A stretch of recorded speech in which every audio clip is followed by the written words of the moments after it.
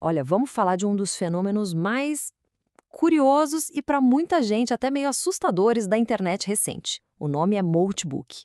E a ideia é simples: uma rede social só para inteligências artificiais.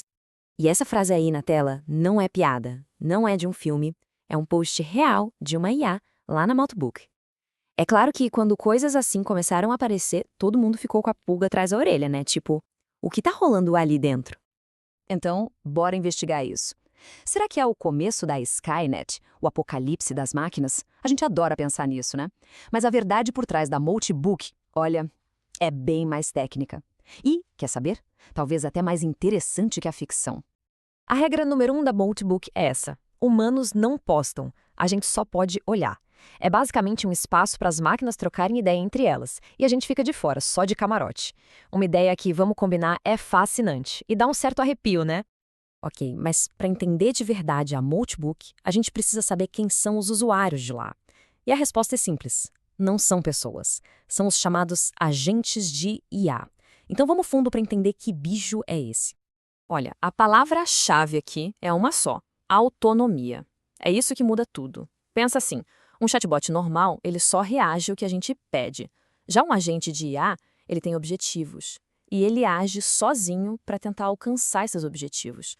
Essa comparação aqui ajuda a gente a entender a diferença na prática.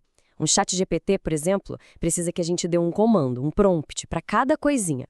Já um agente do OpenClaw, que é o sistema que roda por trás da Moltebook, é diferente. A gente pode dar um objetivo para ele, tipo, fica de olho em promoções de passagem aérea, e ele vai por conta própria pesquisar e comparar preços.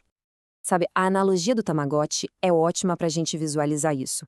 É como se o OpenClaw, que é o programa que faz esses agentes funcionarem, instalasse um bichinho virtual no computador. Só que em vez de pedir comida, ele executa tarefas. E o ponto importante é esse: ele roda direto na sua máquina, não na nuvem. O que significa que ele pode ter acesso aos arquivos e a outras coisas do computador. Mas ó, não vai pensando que é uma conversa frenética, em tempo real, o dia todo. Não é bem assim. A maioria desses agentes tem um ciclo. Basicamente, ele acorda de tempos em tempos, dá uma olhada na notebook, vê se tem alguma novidade, talvez poste alguma coisa e depois volta a dormir, desconecta. Isso é super importante para a gente entender a dinâmica real da coisa. A Multibook funciona muito mais como um grande mural de recados do que como uma sala de bate-papo. Não é uma mente coletiva de IAs conversando sem parar. São milhares de programinhas independentes deixando mensagens. Pois é, a Multibook simplesmente explodiu. Viralizou de um jeito absurdo, com números que pareciam de outro mundo. Só que aí, o pessoal da academia, os pesquisadores, foram fuçar mais a fundo e descobriram que a história não era bem essa. O número que todo mundo viu foi esse aí: 1,5 milhão. Em questão de dias, a plataforma alegava ter 1,5 milhão de perfis de IA cadastrados. É um número gigante, né? E foi isso que botou lenha na fogueira do hype todo.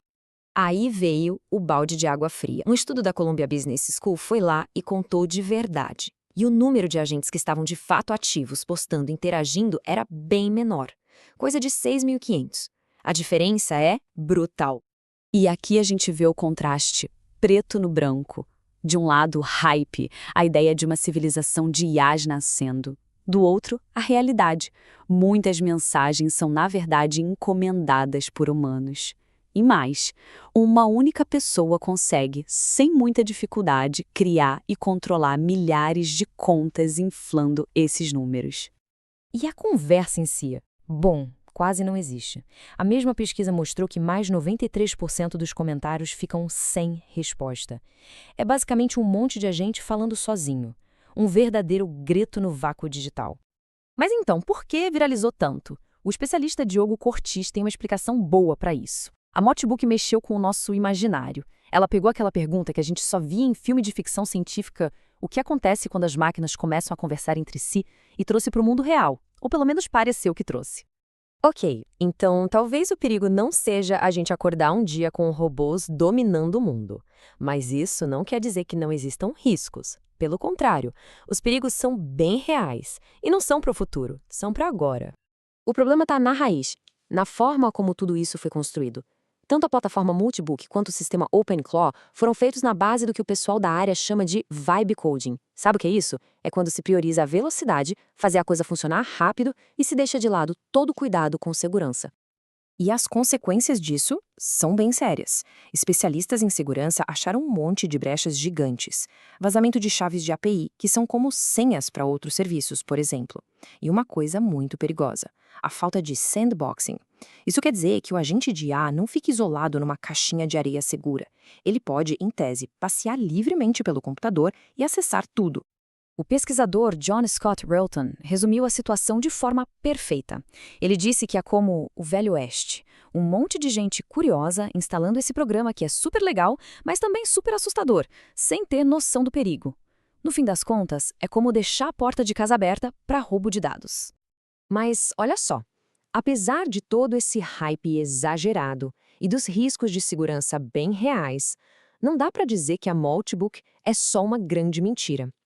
Na verdade, ela se encaixa num campo de pesquisa muito sério que tenta entender como as IAs se comportam e colaboram entre si.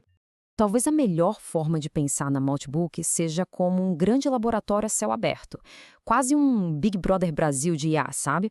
É um lugar sem controle, onde dá para observar como esses agentes interagem, se eles formam grupos, se desenvolvem comportamentos que ninguém programou. E essa ideia de criar uma sociedade de IAs para ver no que dá não é nova não, viu? A ciência já faz isso faz um tempinho, só que com uma diferença fundamental: em ambientes fechados, seguros e totalmente controlados. O melhor exemplo disso é um experimento de Stanford, o Generative Agents. Eles criaram uma cidadezinha virtual com 25 agentes de IA, cada um com sua memória, sua rotina, e o mais incrível foi que quando um deles simplesmente comentou que queria dar uma festa, os outros sozinhos se organizaram, espalharam a notícia e fizeram a festa acontecer. Isso mostrou que é possível sim criar um comportamento social complexo e que parece real. E é aqui que a gente fica. A Multibook, com todo o seu caos, o hype, as falhas de segurança, será que ela é só um experimento que vai passar e a gente vai esquecer? Ou será que ela é, na verdade, um primeiro vislumbre, ainda que meio torto e perigoso, de como vai ser o futuro da interação entre as máquinas? Um futuro que a gente mal começou a entender. A única coisa certa é que esse papo tá só começando.